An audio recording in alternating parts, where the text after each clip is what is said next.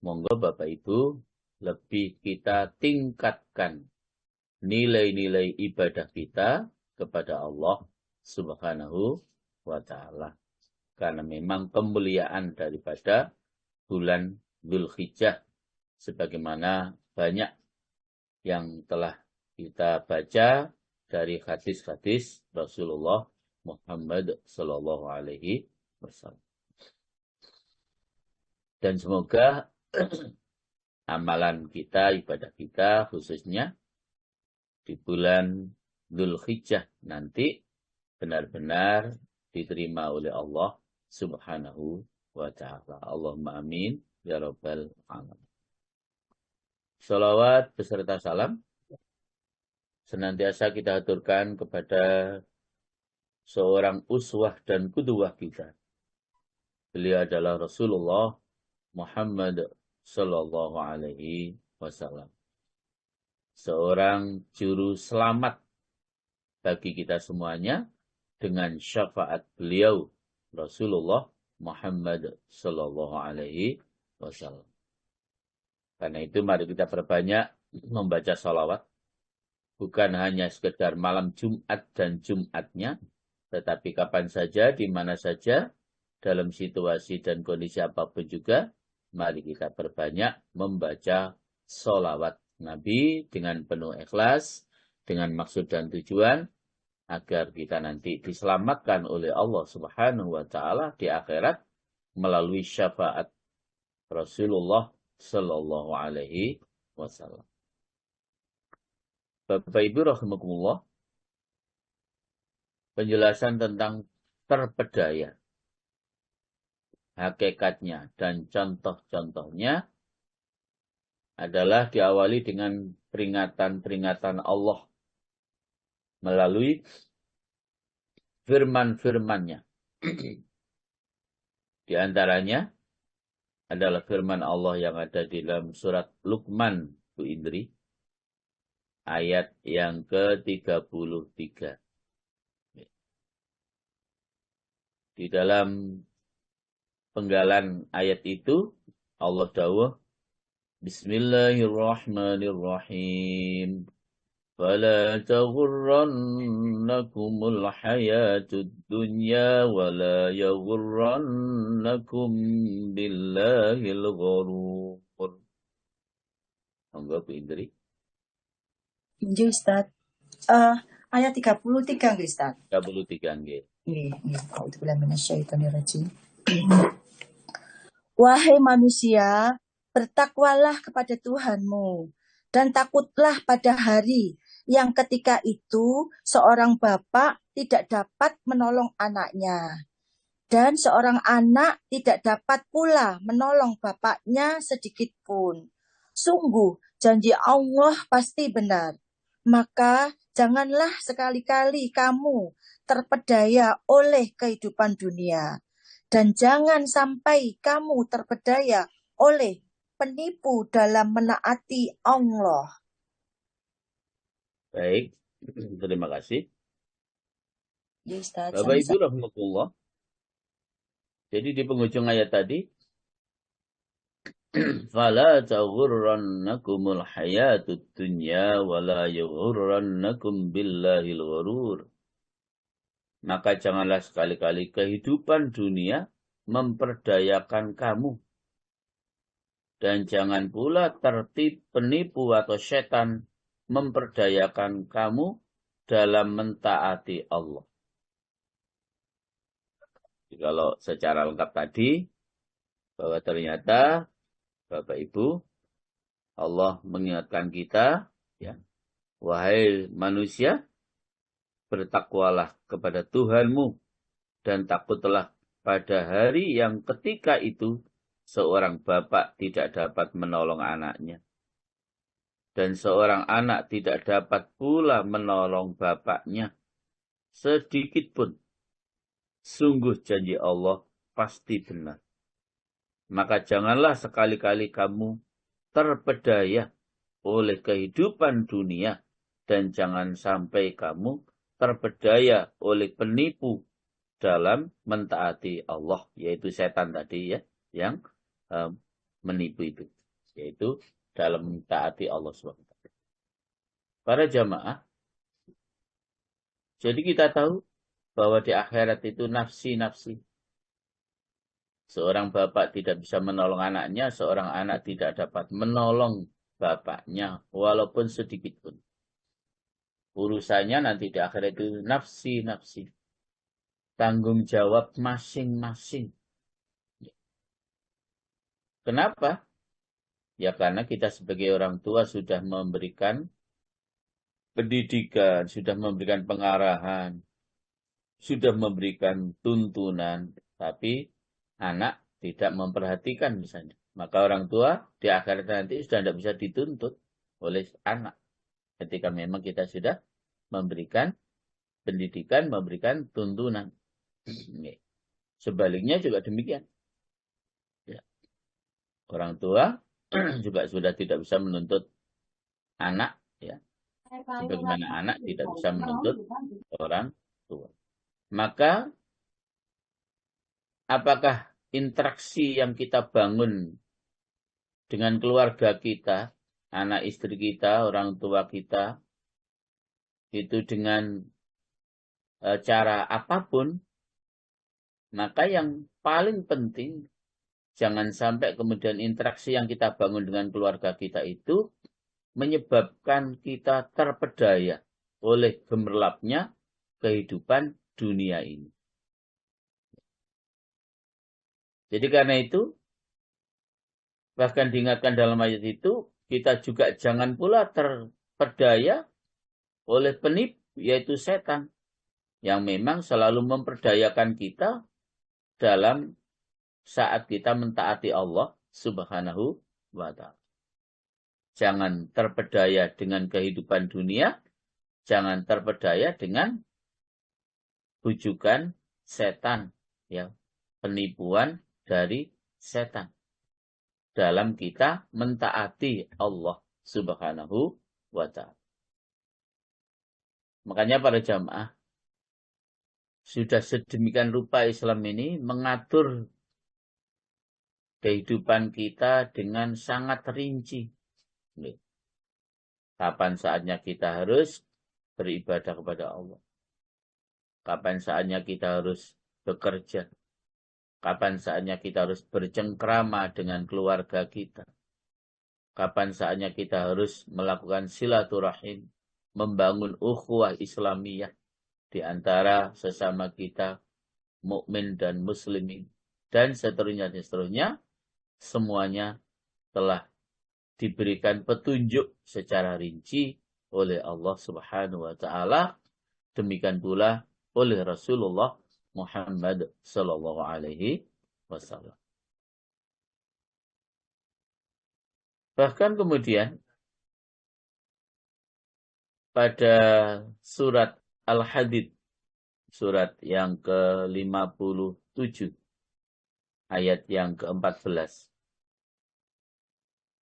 Allah juga berfirman mengingatkan kita semuanya, وَلَكِنَّكُمْ فَتَنْتُمْ أَنفُسَكُمْ وَتَرَبَّسْتُمْ وَارْتَبْتُمْ وَغَرَّتْكُمُ الْأَمَانِي. Ila akhir ayat. Bu Indri, ayat 14 Al-Hadid. Iya, Ustaz. Orang-orang munafik memanggil orang-orang mukmin. Bukankah kami dahulu bersama kamu? Mereka menjawab, benar, tetapi kamu mencelakakan dirimu sendiri.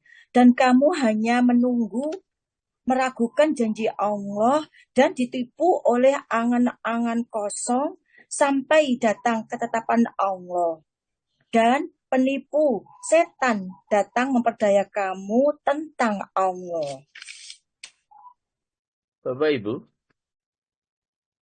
dalam ayat ini Allah mengingatkan kita, akan tetapi kamu mencelakakan dirimu sendiri dan menunggu kehancuran kami. Dan kamu ragu-ragu serta ditipu oleh angan-angan kosong. Sehingga datanglah ketetapan Allah dan kamu telah ditipu terhadap Allah oleh setan yang amat penipu. Makanya dalam berbagai ayat itu para jamaah, Allah sudah mengingatkan kita bahwa setan itu adalah innahu lakum aduwwum mubin.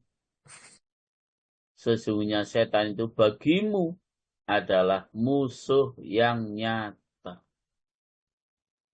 Musuh para jamaah, bukan teman. Ya. Kalau kita berteman dengan setan, pasti rusak. Karena dia musuh kita. Walaupun nampaknya kelihatannya baik, tapi itu aslinya musuh kita. Pasti kita akan dijerumuskan. Karena memang Allah sudah memberitahu kepada kita. Setan itu musuh kita yang nyata. Setan itu sekali lagi musuh kita yang nyata. Maka jangan sampai kita terpedaya oleh bujukan dan rayuan setan. Bapak Ibu rahimahullah. Beberapa ayat atau 2 ayat itu setidaknya menjadi dasar bagi kita agar kita tidak terpedaya oleh gemerlapannya kehidupan dunia ini dan agar kita tidak terpedaya oleh setan, oleh tipuan setan. Maka para jamaah, di samping ayat-ayat tersebut, Rasulullah Shallallahu Alaihi Wasallam juga mengingatkan kita dalam sebuah hadis. Beliau bersabda, "Habbada naumul aqyas wa fitruhum yubanuna saharul hamqa wajtihaduhum wala mithqalu dzarrah min sahibi taqwa wa yakin afdalu min mil'il ardi minal mughtarin." Alangkah baik tidurnya orang-orang pintar dan berbukanya mereka.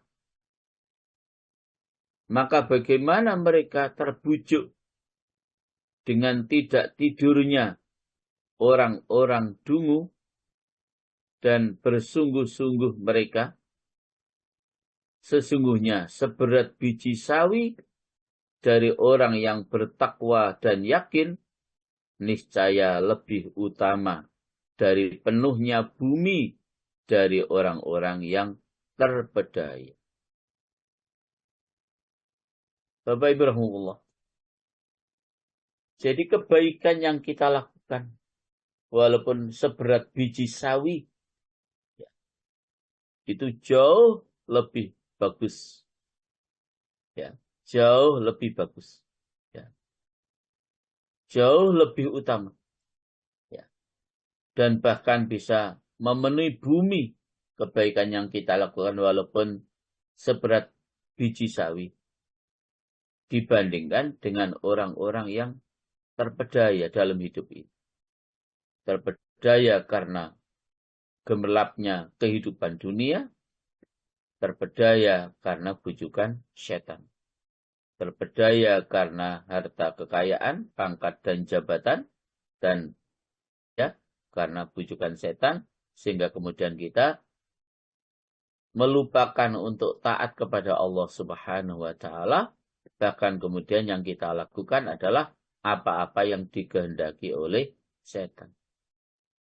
Padahal kita sudah tahu bahwa setan itu selalu mengajak kepada kita untuk berbuat keburukan, berbuat kejahatan, berbuat kemaksiatan. Itu memang pekerjaannya setan. Sehingga sampai masuk lewat darah-darah, aliran darah kita. Dibujuk, dirayu, dijerumuskan dari depan, dari belakang, dari kanan, kiri, atas, bawah. Itu memang perbuatan setan. Bahkan setan itu kapanpun para jamaah. Itu selalu akan menghalangi kita untuk agar kita bisa berbuat baik itu kapanpun, dimanapun kita berada. Sehingga kadang-kadang yang terjadi, kenapa kita malas untuk ngaji, kenapa kita malas untuk berangkat ke masjid, dan seterusnya. Itu semua adalah karena perbuatan syaitan. Agar kita tidak selalu taat kepada Allah Subhanahu wa ta'ala. Itu memang semuanya adalah tipuan setan. Ya. Perdaya setan untuk kita agar kita tidak selalu taat kepada Allah Subhanahu wa ta'ala. Maka karena itu, para jamaah, dalam hadis berikut Rasulullah Shallallahu Alaihi Wasallam mengingatkan kita, al-qayyisu man dana nafsahu wa amila lima ba'dal maut, wal ahmaku man ajba'a nafsahu hawaha wa tamanna 'ala Allah. Orang yang pintar, kata Rasulullah, adalah orang yang menyiapkan bekal dirinya dan beramal untuk apa yang sesudah mati. Sementara orang yang dungu adalah orang yang menuruti hawa nafsunya dan berharap-harap balasan baik atas Allah. Bapak Ibu, jadi kata Rasulullah, orang yang pintar itu adalah orang yang selalu membekali diri dengan bekal untuk menghadapi kematian nanti.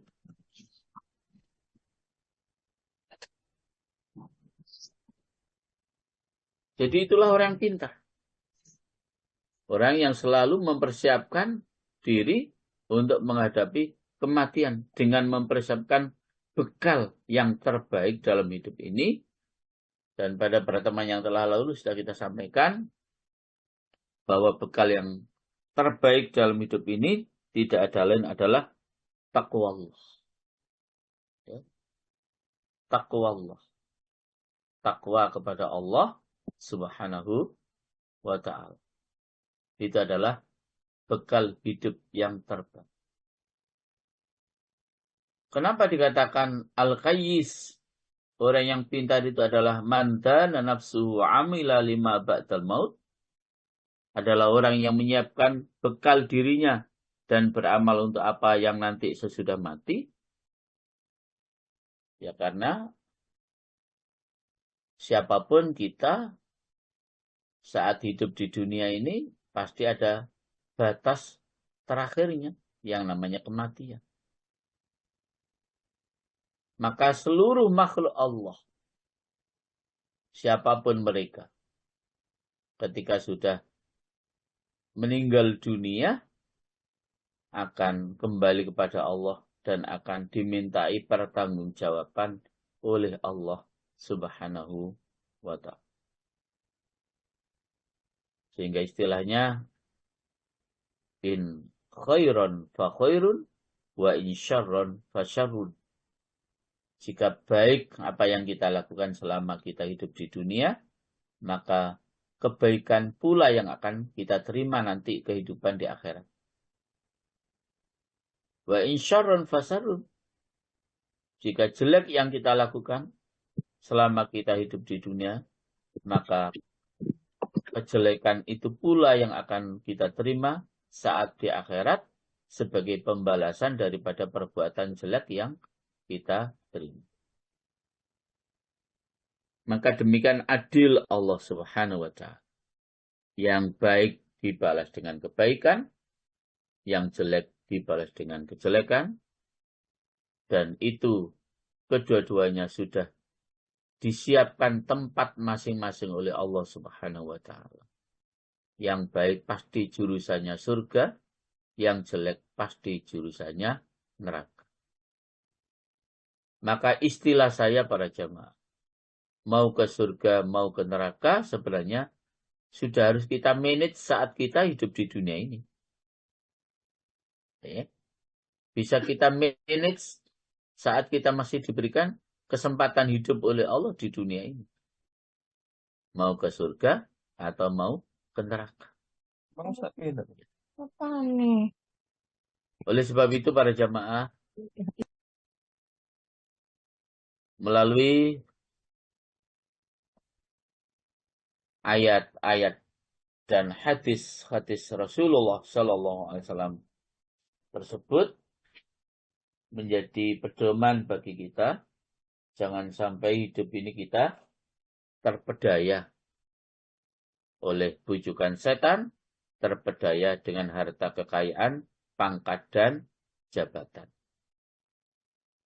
Harus selektif dan hati-hati. Harus selektif dan hati-hati. Bapak Ibu rahimahullah.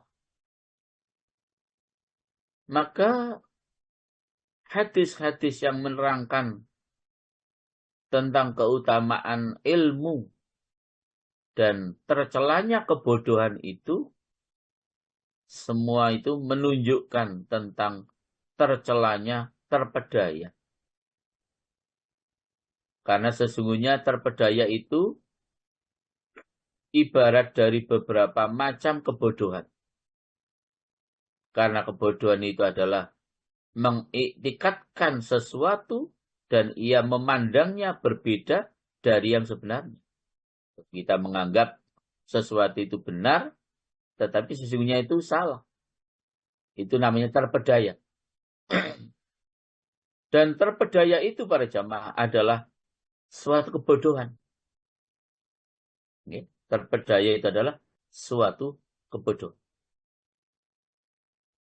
Nah, kebodohan itu menarik kepada ketertipuan, ya, dan ketertipuan itu adalah sesuatu yang akan dapat merugikan kehidupan kita, baik di dunia, apalagi sampai nanti kehidupan di akhir. Oleh sebab itu para jamaah, manakala sesuatu yang tidak diketahui dan diyakini itu ada kesesuaian dengan hawa nafsu, dan sebab yang mengharuskan bagi kebodohan itu kesurupaan dan khayalan yang tidak benar, yang disangka bahwasanya itu adalah dalil, tetapi sebenarnya adalah bukan dalil. Niscaya kebodohan yang demikian itu, itulah yang namanya terpedaya. Itulah yang namanya terpedaya. Dan kebanyakan manusia itu para jamaah, ini namanya terpedaya juga. Kebanyakan manusia itu para jamaah menyangka bahwa dirinya itu sudah baik. Itu kebanyakan manusia. Jadi kalau kita menilai diri kita itu kan nggak ada yang jelek belas. Semuanya menurut kita sendiri itu baik.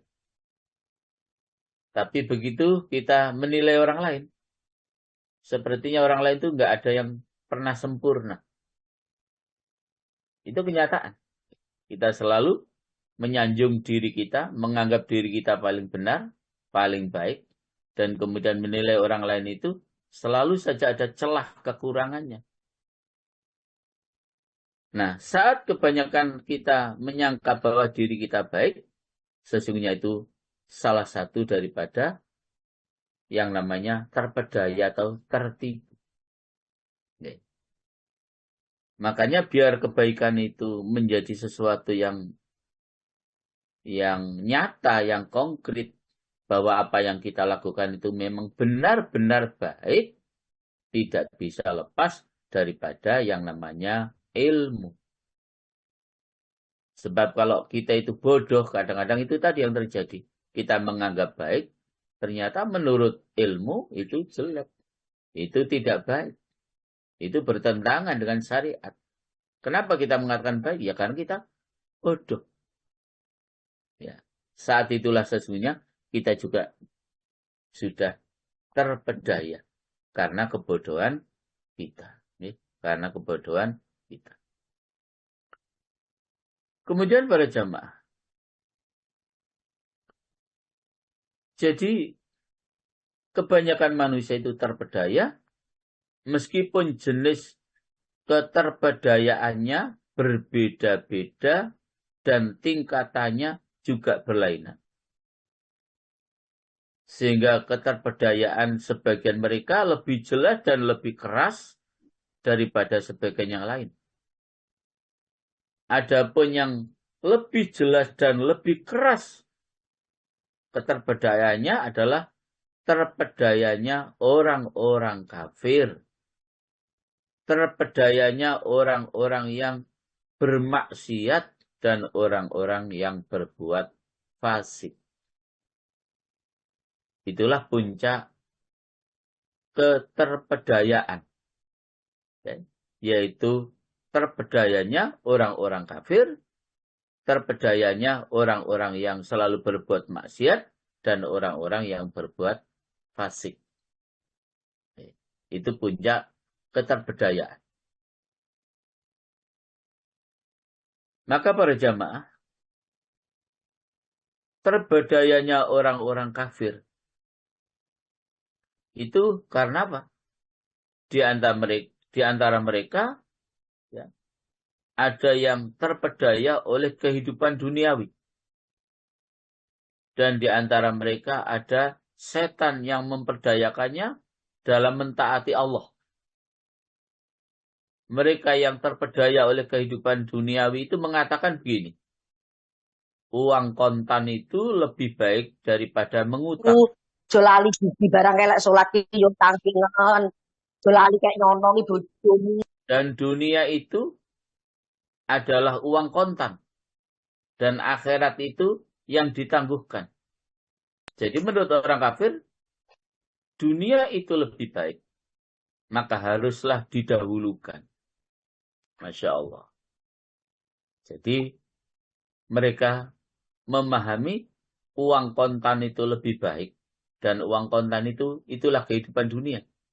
Daripada mengutang. Mengutang itu adalah kehidupan akhirat. Karena nanti. Itu terbedanya orang-orang kafir. Sehingga karena seperti itu pola pikir orang-orang kafir itu para jamaah. Maka wajar kalau secara lahiriah panjenengan bisa menyaksikan bahwa kehidupan orang-orang kafir itu boleh kita bilang jauh lebih mewah, jauh lebih kaya, jauh lebih jaya, terpenuhi segala kebutuhan kehidupannya karena memang dunia yang menjadi tujuan mereka. Karena memang dunia yang menjadi tujuan hidup mereka. Sesuatu yang kontan ini yang harus kita dahulukan ini. Yang terbaik daripada mengutang. Mengutang itu gambaran akhirat. Sesuatu yang masih diragukan. Benar enggak nanti ada kiamat itu, ada akhirat itu. Na'udzubillah min dzalik.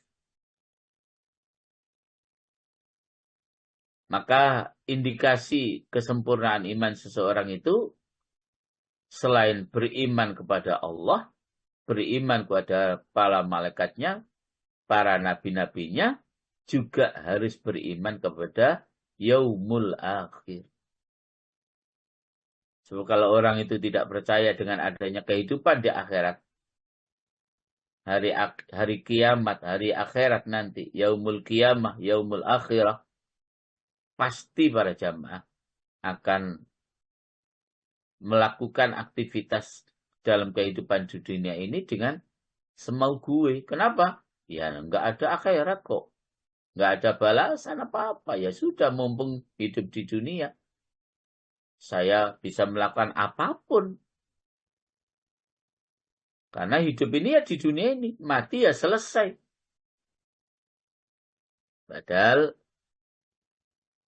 kita sudah membaca dengan jelas bagaimanakah Allah nanti itu menghidupkan seluruh makhluknya setelah mengalami kematian itu dengan begitu amat sangat jelas. Dan itulah yang pernah menjadi salah satu, bukan tidak percaya, Uzair itu. Salah satu Nabi Allah namanya Uzair. Bukan tidak percaya wong Nabi kok tidak percaya adanya kehidupan di akhirat. Tapi untuk meyakinkan bahwa Allah itu betul-betul kuasa membangkitkan, menghidupkan orang-orang bahkan seluruh makhluknya yang sudah menjadi tanah, ya, itu untuk bisa bangkit kembali itu. Akhirnya Nabi Uzair itu, para jamaah, ketika sudah keluar dari kebunnya dengan mengendarai keledai dan membawa hasil kebun dari kebunnya yang sangat luar biasa, anggur dan lain sebagainya itu, melewati sebuah kampung yang kampung itu hancur lebur, berserakan tulang belulang manusia-manusia yang sudah hancur lebur itu, bangunannya pun roboh semua. Maka kemudian Nabi Uzair itu istirahat di situ, lalu termenung seperti yang saya sampaikan. Mungkinkah Allah itu bisa menghidupkan kembali orang-orang yang sudah mati seperti ini?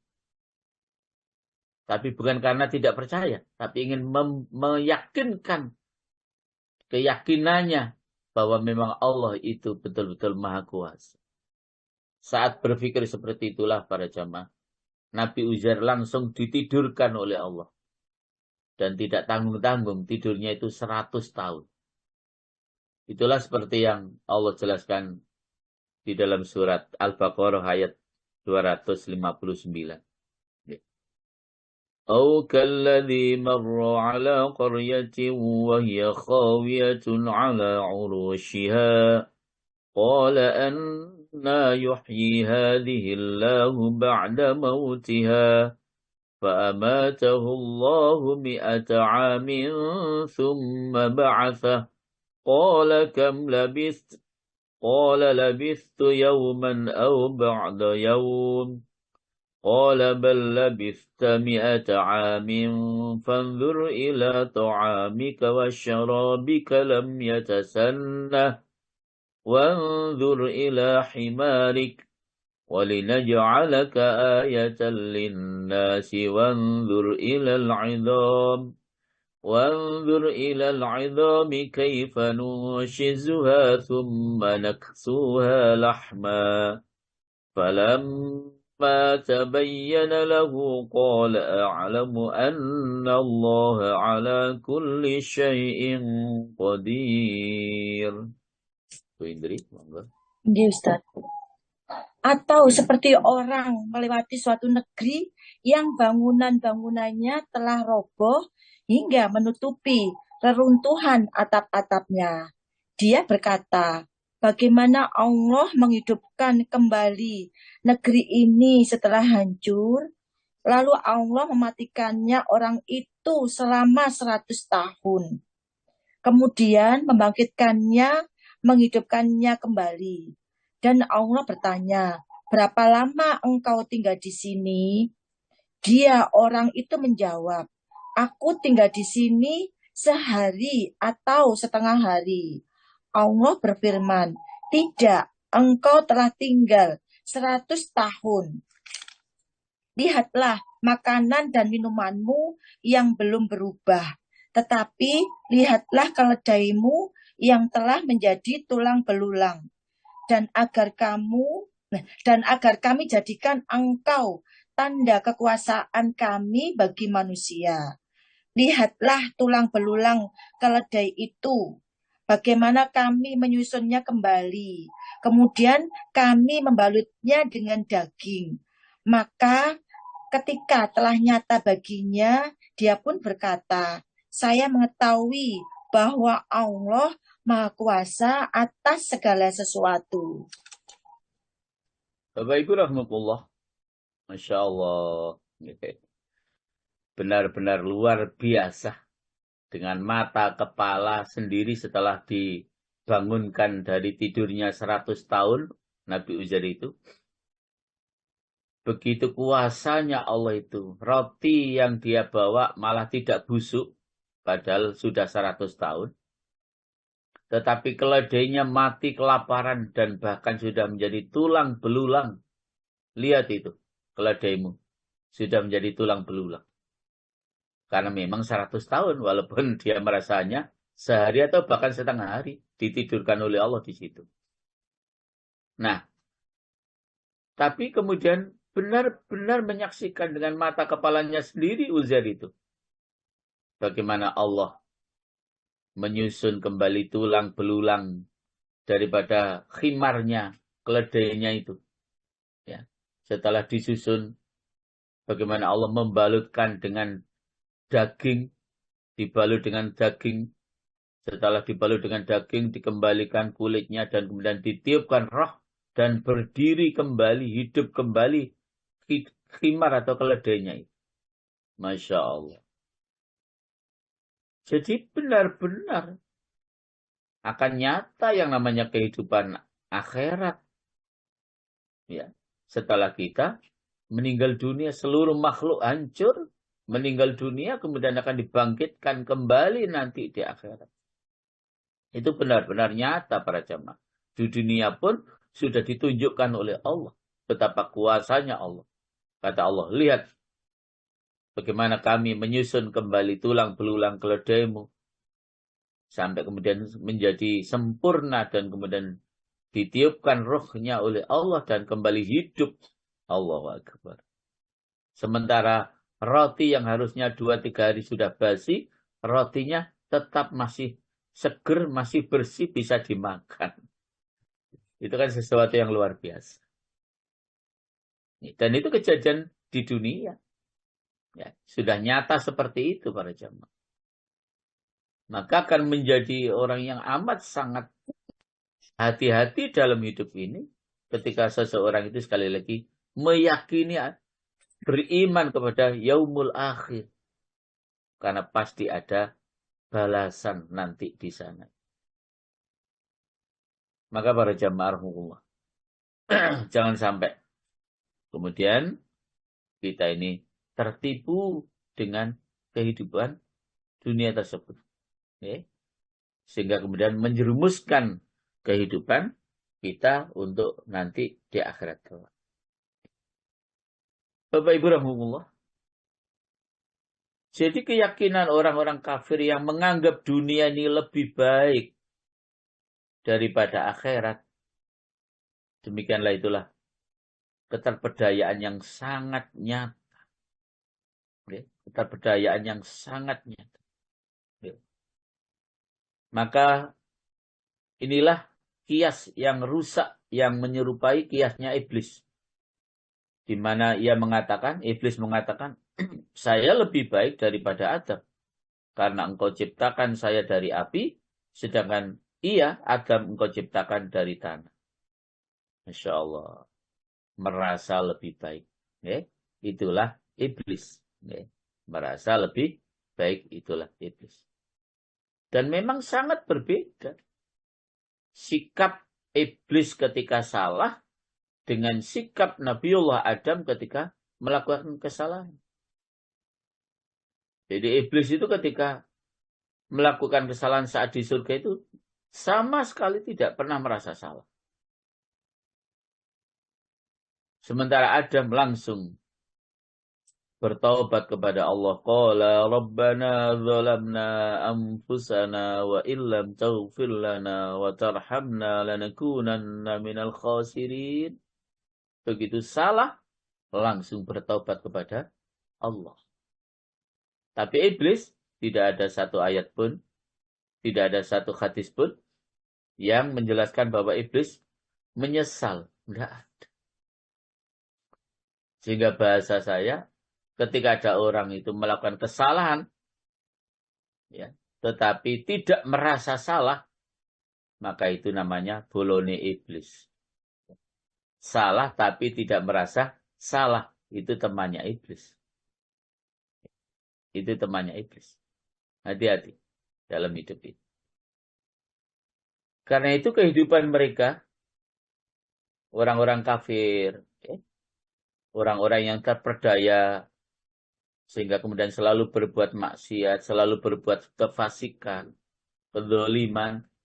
Itulah yang kemudian digambarkan oleh Allah dalam sebuah firman-Nya di dalam surat Al-Baqarah yang sudah saya bacakan di dalam mukadimah tadi, Al-Baqarah ayat 86. Ulaika alladzina ishtarawul hayatad dunya bil akhirati fala yukhaffafu anhumul 'adzab فلا يخفف عنهم العذاب ولا هم ينصرون. Bapak Indri. Mereka itulah orang-orang yang membeli kehidupan dunia dengan kehidupan akhirat. Maka tidak akan diringankan azabnya dan mereka tidak akan ditolong. Bapak Ibu rahmatullah. Jadi Allah dengan konkret mengingatkan kita bahwa mereka itulah orang-orang yang membeli kehidupan dunia dengan kehidupan akhirat. Kalau itu yang dilakukan oleh mereka, maka mereka tidak akan diringankan siksanya dan mereka tidak akan pernah ditolong oleh Allah nanti di akhir. Maka bersabarlah. Sebagai orang yang beriman kepada Allah, kita punya kaidah, kita punya aturan, kita punya undang-undang. Tidak boleh kemudian sebagai seorang mukmin ini hidup semau gue. Kalau yang semau gue itu kan orang kafir itu, yang tidak percaya dengan adanya hari akhirat. Maka kehidupan dunia ini ya sudah. Hidup itu ya di dunia ini. Mati ya selesai sudah. Nggak ada nanti kehidupan lagi di akhirat. Disitulah kehancuran kehidupan mereka. Okay? Membeli kehidupan dunia dengan kehidupan akhirat. Okay? Melupakan kehidupan akhirat dengan melakukan apapun yang mereka mau saat masih hidup di dunia.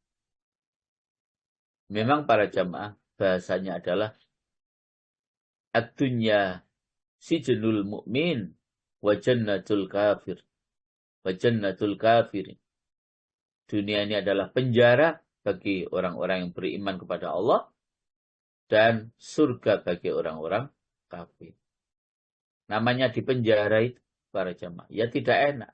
Wong namanya di penjara. Maka tidak ada kehidupan yang menyebabkan kita kemudian berhappy-happy lalu sampai melupakan Allah. Naudzubillah min dzalik.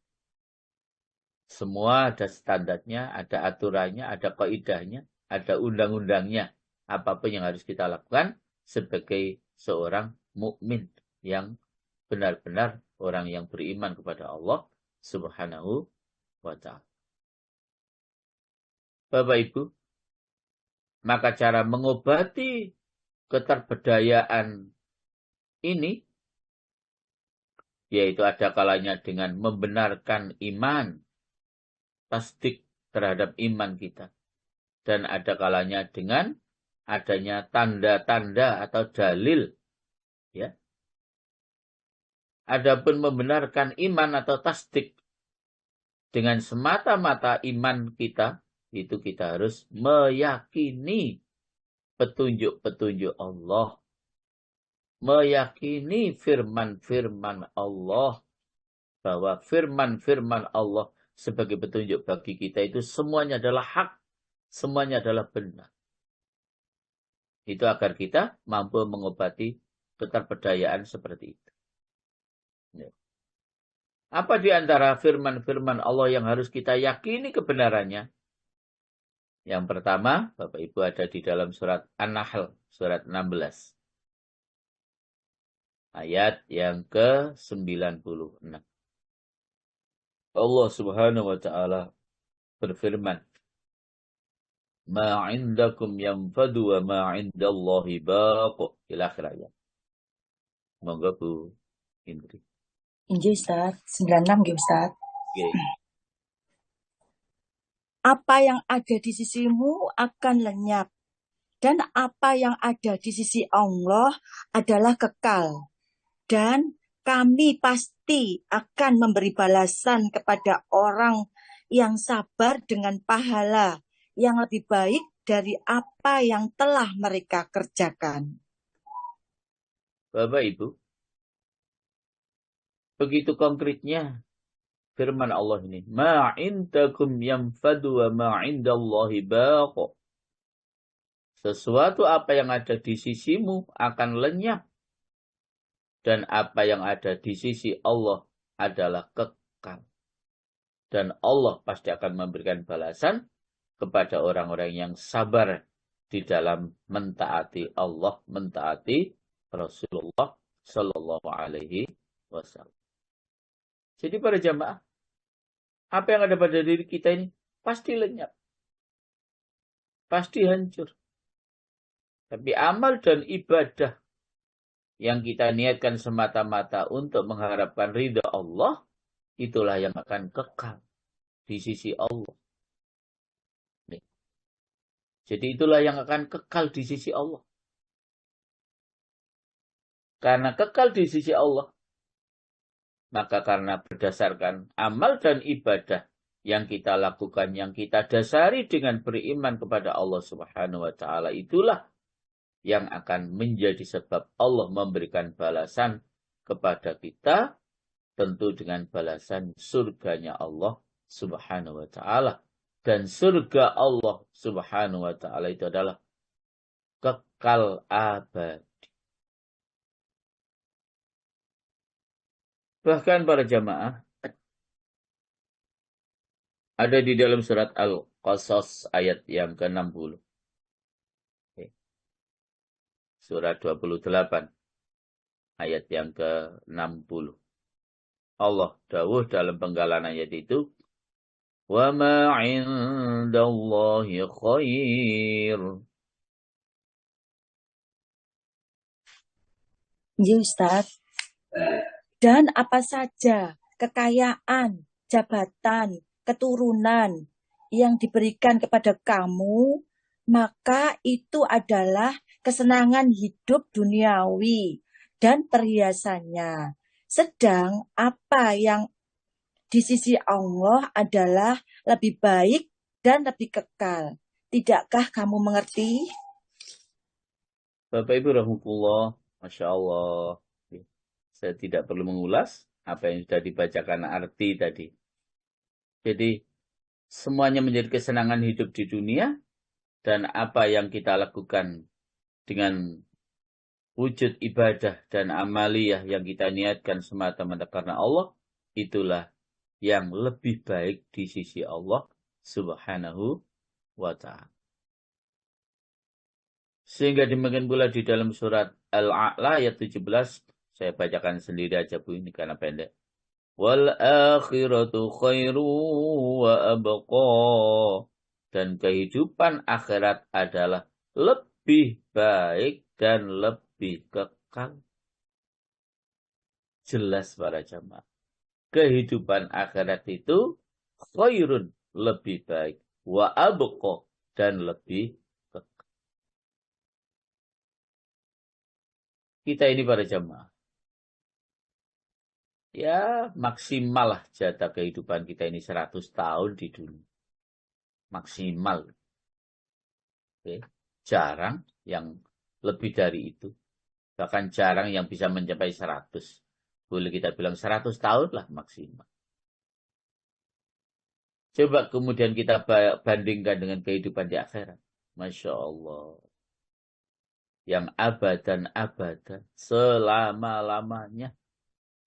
Maka kemudian jika dalam kehidupan di dunia ini kita tidak membekali diri dengan kebaikan, maka kecelakaan kehidupan di akhirat pun akan kita rasakan selama-lamanya. Tetapi kalau kita tidak tertipu, tidak terpedaya dengan kehidupan di dunia, tidak tertipu dan tidak terpedaya dengan bujukan dan rayuan setan, yang kemudian kita mampu mentaati Allah dan Rasul-Nya, maka ketaatan kita kepada Allah dan Rasul-Nya itu menjadi modal bagi kita untuk juga mendapatkan kebahagiaan yang selama-lamanya dengan surganya Allah Subhanahu wa Ta'ala. Bapak Ibu rahmatullah, jelas kata Allah bahwa akhirat itu lebih baik, bahkan lebih kekal dibandingkan dunia. Dunia ini memang tempatnya bersenang, senang, dan tempatnya kita terpedaya. Kalau tidak, hati-hati. Sebagaimana yang Allah firmankan di dalam surat Ali Imran ayat 109 ayat 185. Dalam penggalan ayat itu Allah dawuh, "Wa mal hayatud dunya illa mata'ul ghurur." Anggap ini. Inggih Ustaz. Setiap yang bernyawa akan merasakan mati. Dan hanya pada hari kiamat sajalah diberikan dengan sempurna balasanmu. Barang siapa dijauhkan dari neraka dan dimasukkan di dalam surga, sungguh dia memperoleh kemenangan. Kehidupan dunia hanyalah kesenangan yang memperdaya. Dan kehidupan dunia itu tidak lain hanyalah kesenangan yang memperdayakan kita. Maka mesti kita berhati-hati. Ya kata orang Jawa itu umumnya bilang, wong nang dunya ya isik kaya ngene iki nang dunya begitu. Artinya ada kebaikan, ada keburukan. Ada hal yang positif, ada hal yang negatif. Ya, itulah isinya dunia. Ya. Dan akibat keburukan itu berakhir dengan neraka, akibat dari kebaikan itu berakhir dengan surga. Dan balasan Allah nanti pada hari kiamat itu, Masya Allah, sangat adil. Ditegakkan keadilan Allah dengan seadil-adilnya. Jadi ditegakkan keadilan Allah dengan seadil-adil. Yang salah betul-betul divonis salah. Yang benar betul-betul divonis benar. Itu keadilan Allah nanti di akhir. Nggak mungkin kita bisa main-main di akhir. Kalau di dunia ini masih bisa direkayasa. Itu namanya dunia. Memang namanya dunia itu begitu. Masih bisa direkayasa. Karena memang kehidupan dunia ini adalah kesenangan, hanyalah kesenangan yang memperdayakan. Maka mudah untuk kita melakukan rekayasa apapun dalam kehidupan di dunia. Maka para jamaah, Allah mengingatkan kita di dalam surat Luqman, ayat yang ke-33, sebagaimana tadi sudah kita sampaikan, bahwa fala taghurrannakumul hayatud dunya wala yaghurrannakum billahil ghurur. Maka janganlah sekali-kali kehidupan dunia memperdayakan kamu, dan jangan pula penipu atau setan memperdayakan kamu dalam mentaati Allah Subhanahu wa ta'ala. Jadi Allah sudah mengingatkan kita, jangan sampai kita terpedaya oleh kehidupan dunia, jangan sampai kita terpedaya oleh bujukan dan rayuan setan. Bapak Ibu rahmatullah, Rasulullah Shallallahu Alaihi Wasallam telah menginformasikan kepada beberapa orang kafir saat beliau sedang mendakwahkan Islam. Jadi saat beliau mendakwahkan Islam itu, beliau harus berhadapan dengan orang-orang kafir. Lalu dengan hikmah dan mau'idatil hasanah saat beliau berdakwah di hadapan orang-orang kafir itu, akhirnya mereka ada yang mengikuti dakwah Rasulullah Shallallahu Alaihi Wasallam, dan bahkan mereka membenarkan dan beriman kepadanya. Dan mereka tidak meminta bukti-bukti atau dalil kepadanya. Itulah sebagaimana hadis yang diriwayatkan oleh Ahmad dari sahabat Jabir. Tetapi di antara mereka, orang-orang kafir itu para jamaah, ada yang mengatakan begini, saya tegaskan kepadamu dengan nama Allah. Apakah Allah mengutusmu sebagai Rasul? Saat ada orang kafir yang tanya seperti itu. Apakah Allah mengutusmu sebagai Rasul? Ya. Nabi saat itu lalu menjawab, iya. Dengan tegas beliau menjawab, iya. Maka orang kafir itu langsung membenarkan. Ya. Langsung membenarkan. Itu sebagaimana hadis yang diriwayatkan oleh Imam Bukhari dan Imam Muslim. Itulah para jamaah. Keimanan orang yang awam. Di mana ia lepas dari keterperdayaan.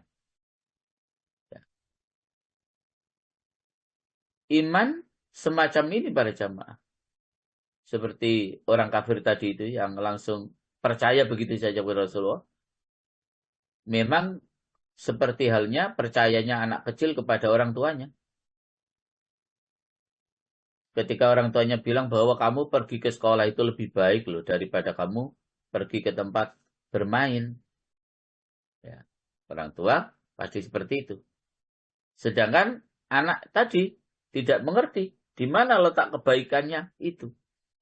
Nah, jadi walaupun langsung meyakini itu memang sesuatu yang tidak memperdayakan dirinya sehingga masih butuh bukti. Kalau kamu itu utusan Allah, apa sih buktinya? Coba tunjukkan kepada saya. Walaupun dalam kondisi-kondisi tertentu, Rasulullah pun ya harus menunjukkan bukti bahwa memang beliau adalah betul-betul utusan Allah, Rasul Allah, Nabi Allah. Tetapi juga ada orang yang tidak terpedaya dengan harus membuktikan mana buktinya kalau kamu itu Nabi, kalau kamu itu utusan Allah. Tapi mereka langsung beriman begitu saja. Itu namanya orang yang tidak terpedaya. Walaupun iman seperti itu digambarkan seperti anak kecil yang kemudian mengikuti petunjuk orang tua. Kamu sekolah aja lah daripada kamu pergi bermain. Walaupun anak kecil itu tidak tahu di mana kebaikan sekolah itu. Daripada dia sedang bermain. Itu namanya melakukan dan meyakini sesuatu dengan tanpa terpedaya dengan ingin tahu buktinya dan lain sebagainya dan lain sebagainya. Begitu Rasul mengatakan, iya saya utusan Allah. Maka kemudian orang itu langsung membenarkannya dalam pengertian langsung masuk agama Islam. Bapak Ibu rahmatullah. Adapun cara mengetahui dengan penjelasan dan dalil, maka sesungguhnya ia mengerti dari segi tidak betulnya kias yang diatur oleh setan yang ada di dalam hatinya. Jadi dia yang langsung iya beriman kepada Rasul itu memang tidak terpedaya dengan bujukan setan. Ya. Sehingga langsung beriman kepada Allah dan mengikuti jejak Rasulullah Sallallahu Alaihi Wasallam. Kalau saja mereka tidak langsung beriman, itu namanya mereka masih terpedaya, ya, masih ingin tahu dalilnya, ya, di mana dalil itu menjadi bukti menguatkan, ya, menguatkan daripada keyakinannya. Tidak, orang kafir ada yang langsung percaya begitu saja, ya, percaya begitu saja, tidak mengikuti kias atau kemauan setan yang sejak awal tadi saya sampaikan bahwa setan itu mengatakan bahwa dunia ini lebih baik daripada akhirat. Yang kontan ini lebih baik daripada ngutang. Ya. Maka mereka harus mendahulukan dunia dan meragukan kehidupan akhirat. Bahkan orang kafir itu tidak percaya adanya kehidupan di akhirat kelak. Bapak Ibu para jamaah, demikian karena terbatasnya waktu, insya Allah akan kita sambung pada pertemuan berikutnya. Kami kembalikan kepada Pak Dwi Agus. Monggo Pak Dwi Agus.